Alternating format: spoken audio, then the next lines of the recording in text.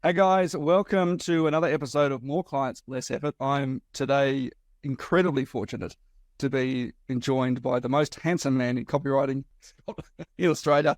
I'll preface that maybe in Wollongong. Scott Bywater, thanks for joining us. Yeah, I've never been called the most handsome copywriter in Australia. I feel quite honoured by that one, even if it is only in Wollongong. But we haven't done a lot of research or background knowledge on a small straw poll of two people. So guys, Scott is one of the most sought after marketing copywriters in Australia, who runs what many regard as the highest level private marketing group in Australia in Elite Marketers, something I've been very privileged to be a part of since its inception.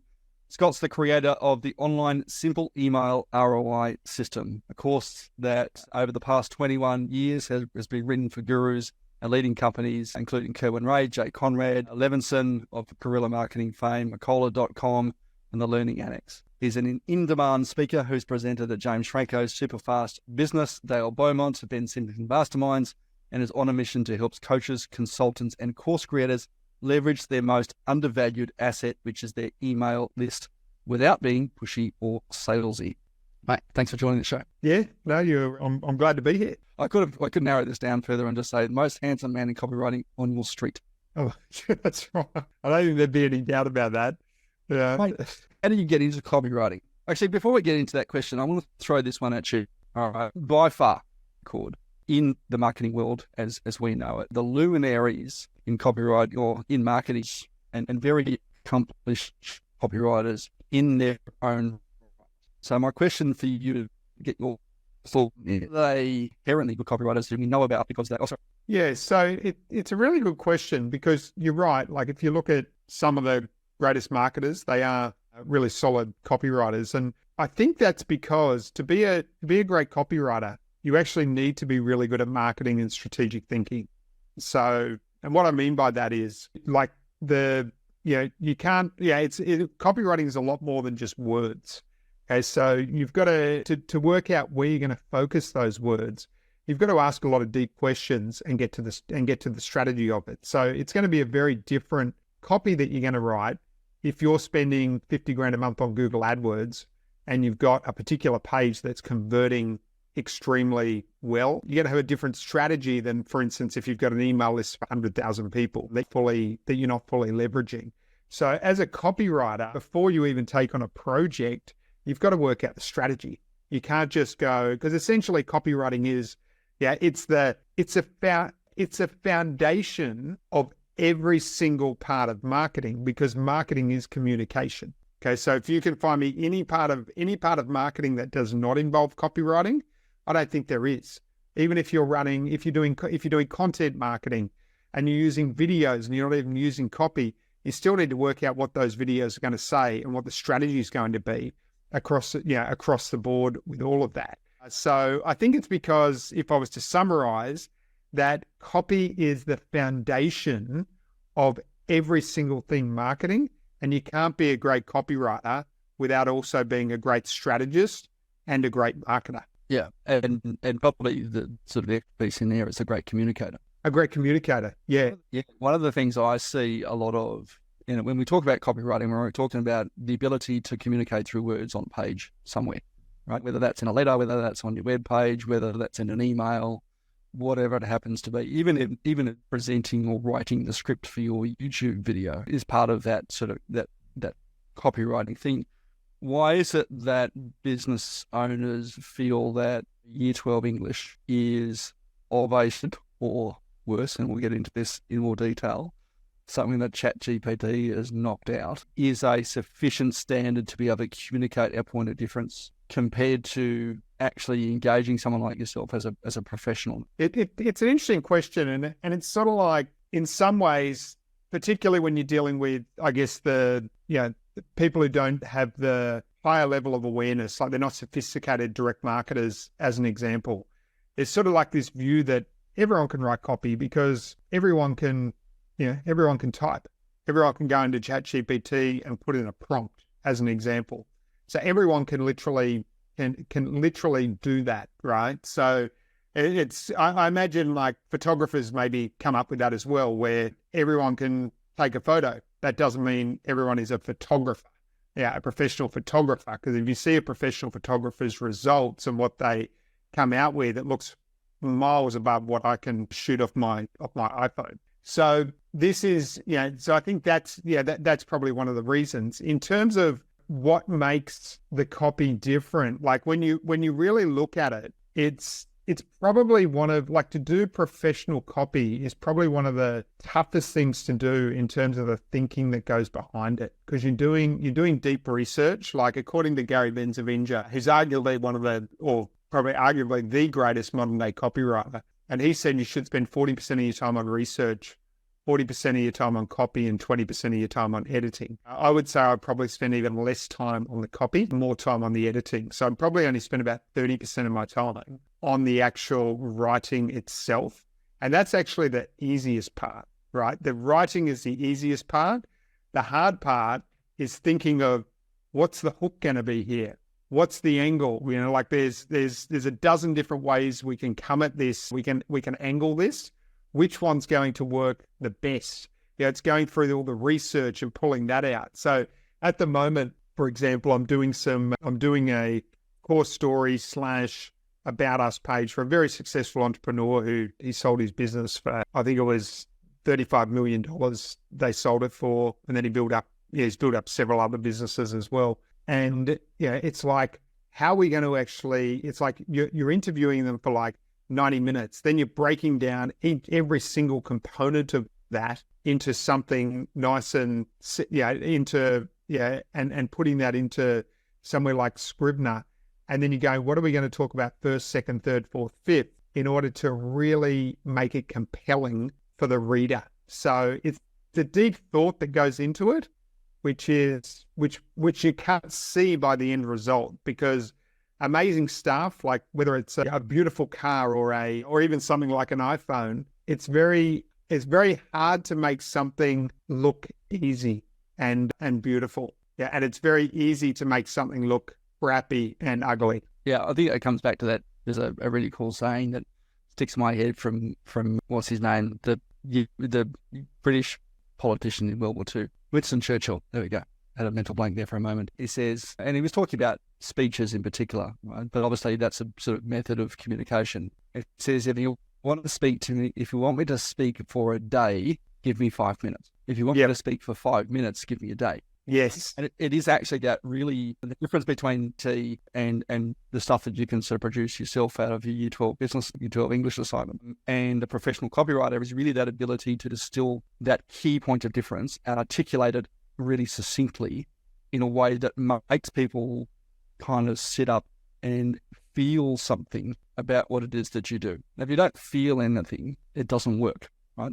Whatever you wrote was a complete waste of time. Yeah, no, absolutely. And it's working out where ChatGPT, something like if we go down the ChatGPT angle, which is obviously quite topical at the moment, where it is really, really powerful is things like market research, like identifying fears, pains, desires, beliefs of a particular client. It can be very powerful for example, brainstorming headlines. So once you've got the copy, you can insert it in and say, hey, give me 10, 20, 30, whatever headlines for this particular piece of copy.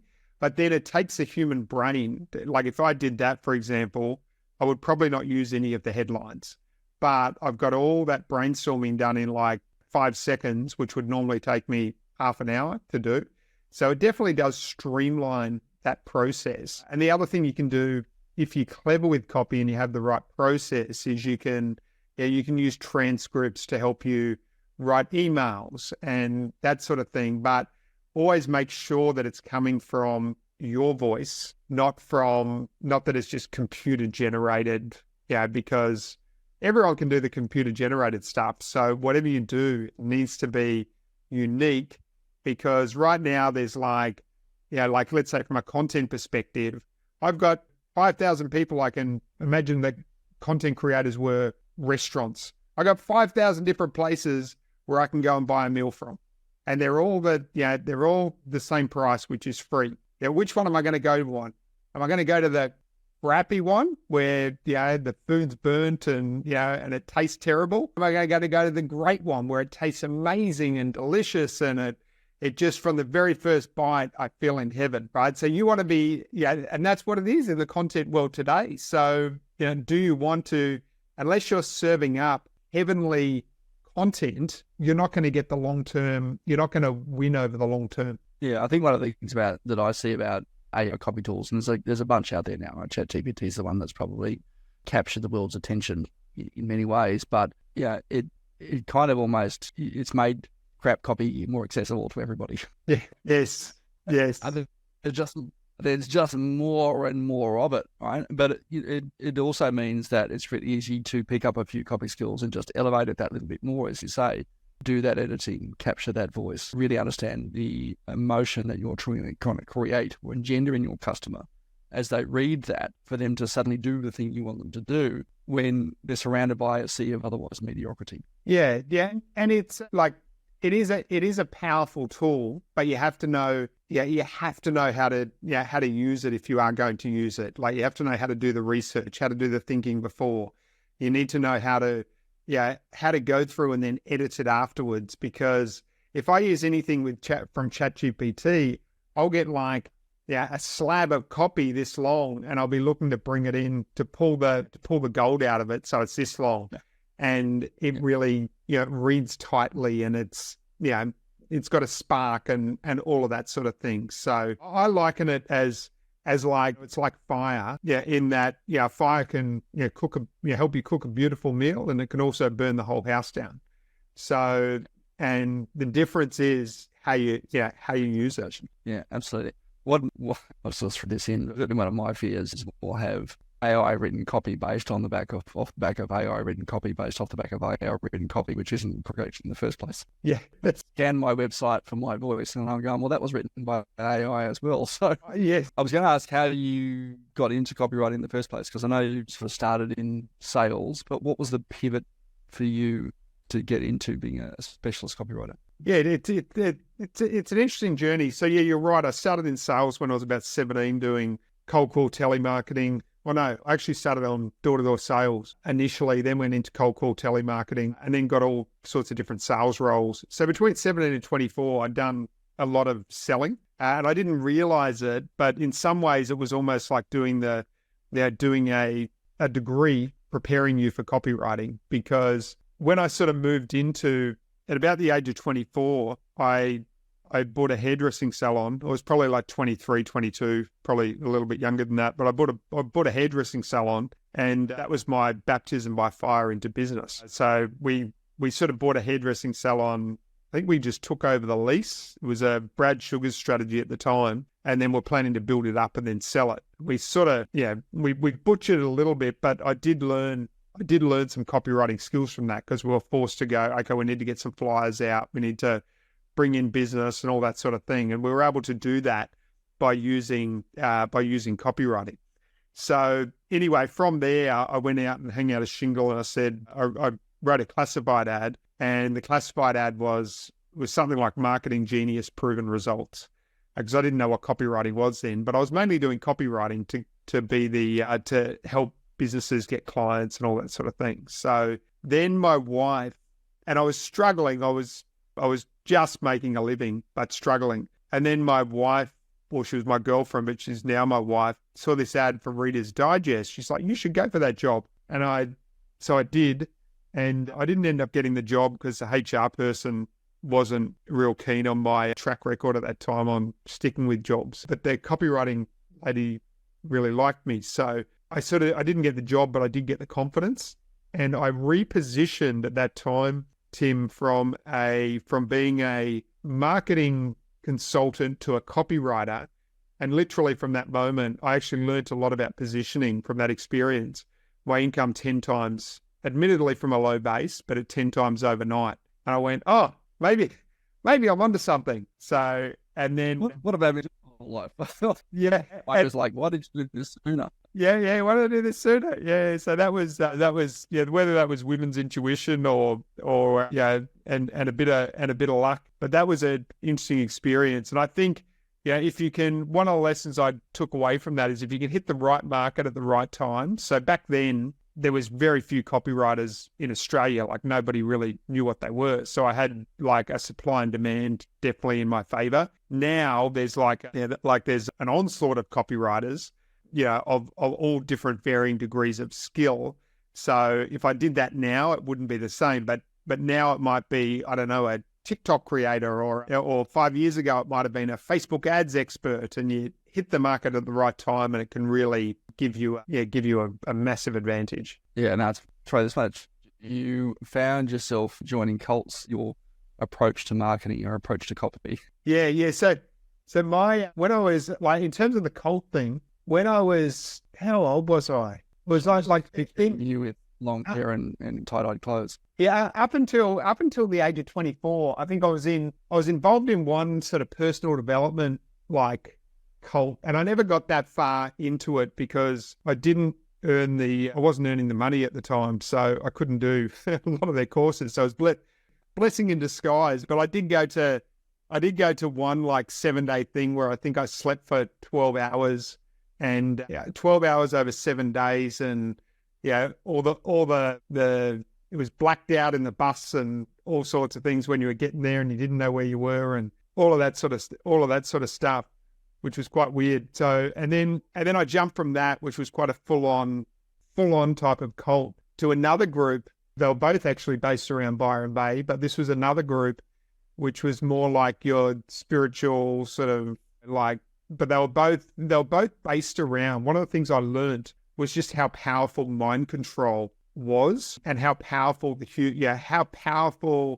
I'm just thinking how I apply this into copywriting today, because mind control is massive within cults, but it's also massive within the entire humanity. Like we see it with different belief systems, right? You have the Democrats and you have the Republicans, and both think that they're right, but you don't want to go, if you're selling, you don't want to go up against either or tell them that they're wrong, right? But there's like cult-like thinking everywhere in every organization.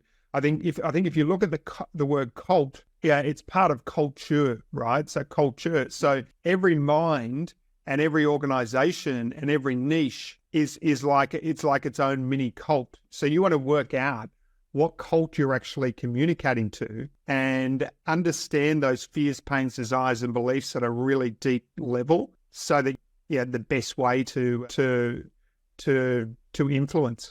So absolutely true. In particular, I think that beliefs one.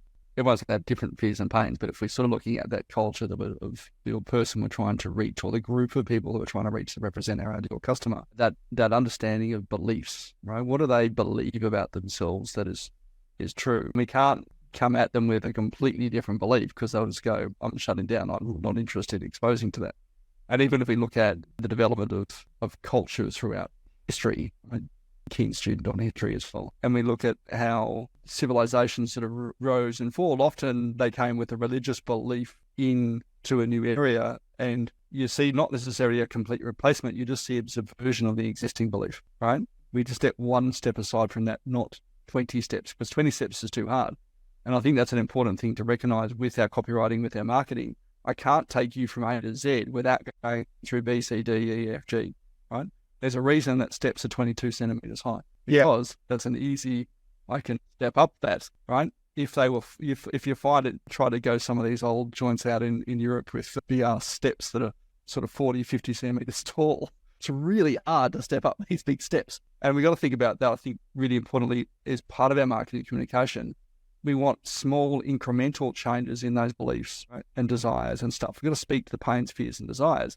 But in doing so, we're making small incremental changes to the belief from where I'm at to where I want to be. I can't do it all at once. Yeah, and it's a technique we talk about called gradualization, right? So where you've got to enter at a place where someone can accept and then move them towards a new belief. So whereas if I come at you and just out of the blue, if you can imagine, Tim, we're sitting at a bar and I don't know, I tell you something like that's so far away from your belief system, you're just going to look at me and go, you're an idiot. What are you talking about? Like that doesn't make any sense. And you'll you're almost like the human nature is to dismiss that straight away.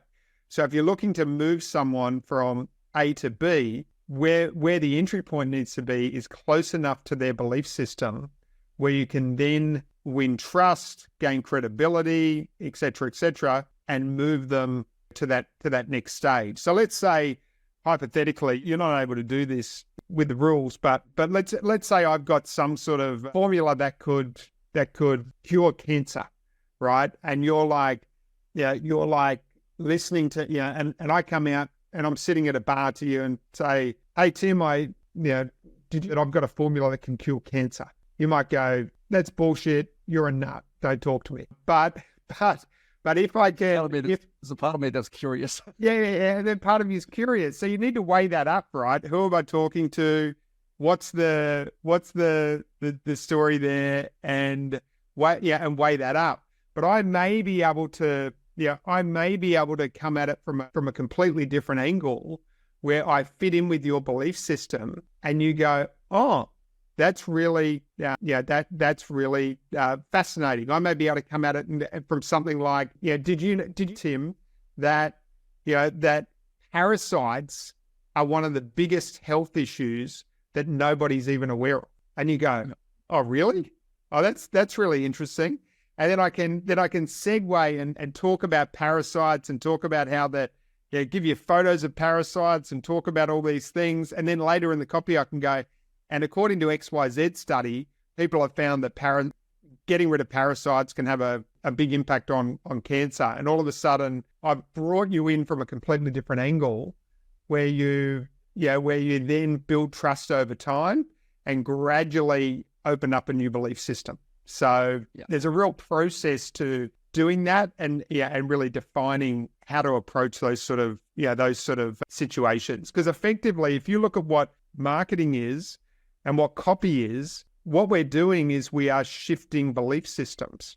Because if I want you to buy my service, if I want, like, let's say you're selling automation, you've got to convince me that automating my business is more important than $5,000 a month extra in my account if I'm going to, let's say, engage you, right? So it's you've got to shift my belief system, because right now my belief system might be automation's bullshit and I only believe in old school sales tactics. So there's a job to be done to shift that belief system, which is essentially what copywriting and marketing is. Yeah, so I completely agree. I think the other important takeaway for me there is it doesn't happen necessarily in one point of communication, right? Yes. It's that belief system that changes over time, right? There's very few people out there that want to have 10 kids on their first date, right? Named David and John and Sally and Peter and Paul and Andrew and Jemima and Kevin, Ian, is that 10? Bob. Yes. But, right, if you take your time, that person might be, over time, absolutely willing to have 10 kids with you. But up front, not necessarily the case. And that's that gradual change in belief system, right, that changes. I know you've got a ton of things, and I want to sort of move on to some of the systems you use. Email marketing in particular is obviously a massive area that copywriting is underutilized. And I know this is something that you use super effectively. And I've personally learned a ton of stuff from you doing this. But talk to me about the third way technique, because I know this is one of the systems that you use in your business to create massive leverage. Yeah. So one of the things I've found over the years, and I've worked with a lot of different companies with email lists and that sort of thing, and I find that they generally may go one of two ways. One is what I call scorched earth. So scorched earth is, for example, I did a launch with a client, this is years ago, and we made over $500,000 in a week, right? There was some build up to it, so it didn't, but the money came in within a week in terms of that revenue. But then they just pitched their list. So they were like pitching their list with this offer, that offer, this offer, that offer. And so in a couple of years time, that list was far less valuable, because it's sort of like if I call you up every second day, Tim, and I'm like, do you want to buy this? Do you want to buy that? Do you want to buy this? Eventually there's no value in it for you if I'm not considering what your needs are. And you're like, I just won't take Scott's call anymore, because there's no value there for me. So that's a scorched earth. And then on the flip side, you've got the love letters. Like, so they'll write you, you've got the people or the business owners that don't want to sell. They just want to send out nice content, loving content, like, love their list, which is important. But the problem with that is then they don't get the result that they should be getting, and then they drop off with doing it. So what I'm a really big fan of as an approach is, number one, understanding what your list needs. Number two, communicating with them with love letters. But what the third way is where you're doing the love letters, but you're also doing a soft pitch within. So you're closing off with an open loop to download a report or to move to the next stage of that sales process. And even then sub-niching your list. So if I'm, let's say, on your list and I download a report about automation, for example, then I'm going to then get very specific emails. I'll be taken off the main list. So I'll get very specific emails about automation and encouraging me to book an appointment with you. Whereas if I download a report about, I don't know, let's say CMO, the benefits of a CMO or something like that, then I'm going to get a different set of emails before going back to the main list. So whereas most people don't really put that much thought into their email list, and they can go one of two ways. Ultimately, Vic's telling a really good story. I think one of the best examples of that, we'll get back to the open loop in a sec because I want to pull that out. Most of us will have seen The Wizard of Oz, and if you haven't, bring your culture up to speed and go and watch The Wizard of Oz. And there's an ultimate goal. The ultimate goal for Dorothy is to get to the Emerald City so she can click her heels and go home, right? But on that journey, she gets a little bit distracted. She goes and meets the Cowardly Lion and the Tin Man who needs the heart and the Scarecrow and who wants courage and stuff like that. And so she has these little side trips off that yellow brick road, but ultimately comes back to the yellow brick road to progress along the journey. And if we think about that copywriting process as you've just described it, don't necessarily leave your people on your main newsletter list. If they express an interest in a particular thing, take them down that little side journey because that's where they want to go. And if you try to force them down this other path, they're going to say, well, you don't understand me. You're not listening to me. I want to go down over here for a little bit. Yep. And it's all like this saying, everything old is new again, right? So if we look at someone like Robert Collier, who wrote a really old book, a fantastic book called The Robert Collier Letter Book. But one of his saying was the most important thing you can do in copywriting is enter the conversation going on in your customer's mind. So one of the things I always like to do, I'm doing this with a buyer's agency at the moment, is step number one, survey the list. What are they thinking? Because it doesn't matter how brilliant my content is or my copy is. Okay, if I'm talking to you about knee pain and you've got a broken thumb, it's really not going to get your attention, right? So I need to know what your problem is before I even start communicating with you. So, and then I also need to know that also defines what are my lead magnets going to be.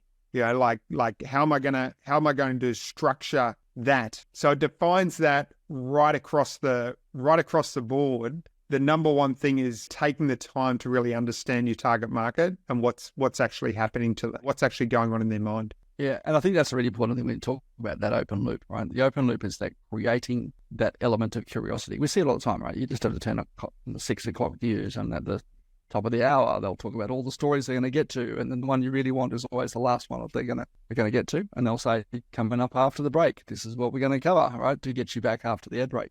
And it's an important thing to use in your copywriting, in your advertising and stuff. You open a loop, and it might even be between emails. You might leave someone up a bit of a cliffhanger, right? All good storytelling in many ways uses these things around open loops to create an element of curiosity or an attachment to the outcome, but we'll come back to it later on to get you engaged with the middle bit as well. Yeah. And it could be within an email, hey, I'm going to tell you about this, but first I want to talk to you about that, and then come back to it. It could be between emails. If you've ever watched anything with a sequel at the movies, I think one of the best ones was Empire Strikes Back for an open loop between news, because they know there's another one. They leave you at that cliffhanger, like, just give me the answer. I don't know what happens to this character. But you've got to come back and read the next thing to get it, because you get invested in the journey. And that's I think it's an incredibly important skill to include almost as a system in it. So when you're writing your email copy, use open loops, right? Make sure that each of your things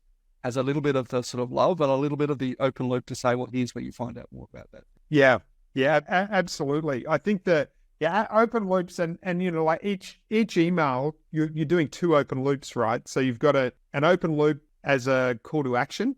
So one of the things, I used to have a paid newsletter, and I would always, but the best selling ones were like, I'd be like, I've got this. Yeah, you'd start by giving them like, let's say this tip. I remember Facebook ads were big at the time. You give them a tip about Facebook ads, and you go, and there's one thing that I did within this ad which doubled the results that we were getting. And when I made this one shift, everything changed, and he made an extra, 20 grand a month profit as a result of this. To find out what it is, you'll find out what it is in this month's edition of the More Time at the Beach newsletter. Click here. And those sort of emails with the open loops, they always work the best. Yeah. So there's an open loop to obviously get someone to take action, but there's another open loop to the next email. So, it's similar to the soap operas. And I know Andre Chaperon, he sort of championed the name, I think it was the soap opera sequence, so to speak. So you're doing the open loop where you go, in my next email, I'm going to be sharing how a dog can jump 6 meters high. Stay tuned. And then you want to jump back to that, to the next email to find out that, which is exactly what you see on the morning shows, or Married at First Sight, or any show that's popular out there will be using the exact same strategy. We're just applying it to emails. Yeah, absolutely. And you can do it with video copy and training, and Instagram is chock full of these silly videos where you're thinking like, oh, we'll just check this, and we'll just check this, and it's like 5 minutes later, I got it. It's 5 minutes, I might get back. Yeah. So we are going to make an open loop, give something of value at the end of it, right? Let's pivot here, because I do want to ask you a bunch of questions as we wrap up the show today, and we'll definitely look at getting you back, because I know you've got so many amazing systems that you use in your business and for your clients that people can get value from. Let me throw you a couple of questions and see how you go with that. Have you ever thought about giving up copy? Have I ever thought about giving it up? It's an interesting one. I have thought about, what's that? About copy, or I missed the last part. Giving up in business. Have you ever thought about giving up your business? I think this is too. I was giving up in business. So I'm fairly tenacious. Like I've been through some tough periods, like in the business at different times, but I'm fairly tenacious. So I don't think I've ever thought about giving it up.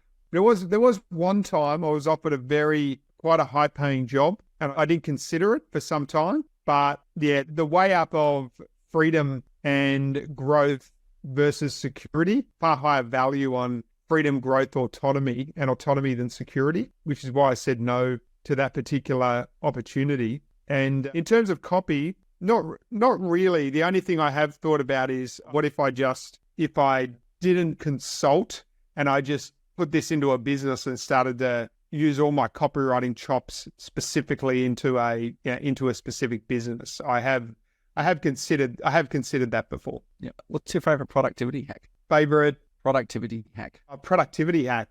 One thing I'm loving at the moment is Obsidian. I learned about it from Dan Dobos, which was actually at an Elite Marketers event. He sort of touched on it, and I dove into it with him later. But what I love about Obsidian as a learning hack, because I learn, like I'm a big learner, but sometimes it's hard to go, what do I do with all this information? How does it all connect and all that sort of thing? So what Obsidian does, it's like this big, massive mind map where you can link all your learnings. So now whenever I'm on, even if I'm like learning something on, while I'm on the computer or whatever, I've got Obsidian on the other computer and I'm like linking it all. You know what I mean? So I can see how everything links together. So it's like this it creates this big, massive mind map, which I think matches the way I think learning should be. What's a common perception about copywriters, and do you agree with it or disagree with it? One of the common perceptions about copywriting, I think the big one is the whole short copy versus long copy debate, right? Like, so people will which has been around for forever. Like this whole perception that short copy is more effective than long copy. I disagree with it. In certain instances, I agree with it. Like if you just want someone to download a free report, or it's like a really no-brainer decision, short copy can work quite effectively for that. But I was speaking with a guy the other day. He's running like 12-minute Facebook ads, and they're killing it. Yeah, and I've found whenever I've split tested long copy, it's been more effective. And even now, like if you look at the book, They Ask You Answer, he found if someone had absorbed 30 or more pieces of content, the conversion rate in a sales meeting, he was selling swimming pools, went from 10 to 80%. So yeah, long copy in whatever format, whether it's you receiving 100 emails from me, whether it's you scrolling through a long sales page, whether it's you watching a 1 hour video or whatever, I think is always more effective. Quality information I can give you to change your beliefs, the better. Yeah. And look, even 100 short emails is still long copy effectively. It's just delivered over a longer period of time. But I think you're absolutely right, right? We want depth of relationship, then depth of intimacy. We want more clients. We need to create more intimacy with more people. Yes. We can use long copy, hour-long webinar or sales page or video we're sharing on YouTube. If someone's spending an hour and we're continuing to add value, there's a measure of intimacy they're starting to feel with us and confidence that we can change their position. So yeah, again, whether it's short copy delivered repeatedly or long copy delivered repeatedly, it's about creating that measure of intimacy and understanding. And as you say, entering the conversations going on in the customer's mind. Let's, with the introduction and crazy rapid adoption of AI over the last 12 months, what do you think your industry will look like in 5 years' time? It's a really good question. I got asked this the other day and I forget how I responded to it. But I think it's going to have some massive shifts, right? And because what we're seeing now with AI is it is powerful. It isn't a replacement for the profession in any means. But what I think it will mean is that one person can do the job of more people. So similar to when, I don't know, the Industrial Revolution came out or whatever, and machines came out and one person can do the job of 5 people or 10 people or that sort of thing. So I think the same is going to happen now, but within the professional, within the knowledge workers industry, copywriting being one of them. So I think it's never more important to be sharper, to be more strategic in what you do, because I think there is going to be a lot of people. Like if you're just, for instance, like a really average content writer, your job's gone, right? Like, because you can do that. You can do average content writing with ChatGPT. So your job's gone. The cream always rises to the top. And I think it's really critical to, I think the strategic people on the cutting edge are the ones who are going to win. Yeah, absolutely. Last question before we take it out for the day. If you had 10 times the marketing budget that you do now, where would you spend it? Oh, 10 times the marketing budget. I think if I look at the stuff that really works out there, it's 2 things. If I look at one of my clients that I work with for over a decade, John Gian from Knowledge Source, right? So his model is put people into events, and he's built an incredibly successful multi-million-dollar business based around that model. So I think paid ads into events is incredibly effective, and I would do that. But I don't think I would be, if I had like a massive marketing budget, I wouldn't just do that. I'd also come at it from the socials, because I think a percentage needs to go there. It's a little bit like if you imagine an investor when they come in, or they'll come in and they'll invest in 10 companies, right? Because they know that some of those companies are going to thrive, some of them are going to fail, some of them are going to turn to nothing, others are going to 3x, 4x, that sort of thing. So I think marketing is very, very similar. We want to be doing different things. We want to be measuring them and let our winners run and pulling our losers. So that would be my thing. And I think as well, Tim, building the infrastructure as well, which is what you do really well, is that all that project management side and that infrastructure is so critical, because a lot of marketers, marketing is like creativity, but it's more and more so in the last 20 years, it's about project management and automation. And I think you really need to invest in that. Otherwise, you end up leaving a lot of money on the table. So that systemization of delivery, right? It's not just delivery and messaging, it's the systemization of delivery that becomes so critically important. Then you can work on the system. Yeah, and probably one of my biggest regrets when I look at it is not being more systemized earlier on in my career, because the more I look around, and I've got the opportunity to be exposed to a lot of marketers these days, and the more I notice, I go, oh, they're killing it. They've got really good systems. And yes, the creativity and all that is important, but you've got to combine it with the systemization of your marketing. Yeah, so true, so true. Scott, really appreciate you joining us on the call today. You can find more about Scott over at copywritingthatsells.com.au, and you can check out more about the simple email ROI system.com/AI to get into a little bit more about the third way and using some of the really cool AI tools that are out there in the market right now to help with your copywriting. Of course, if you want the really fine detail, the good touch over the top of it to make it really compelling copy, reach out to Scott. I'm sure he'd happy to have a chat and see if he might be able to help with what it is that you're trying to achieve. Scott, again, thanks, mate. Really appreciate you joining on the call and sharing your expertise. Yeah, thanks, Sim. Really appreciate you having me. Good stuff. All right, guys, if you enjoyed today's episode, if you know someone who might find some value in it, please share, like, follow, and hit the subscribe button so you never miss another episode again. Otherwise, we'll catch you on another episode of More Clients for Less Effort real soon.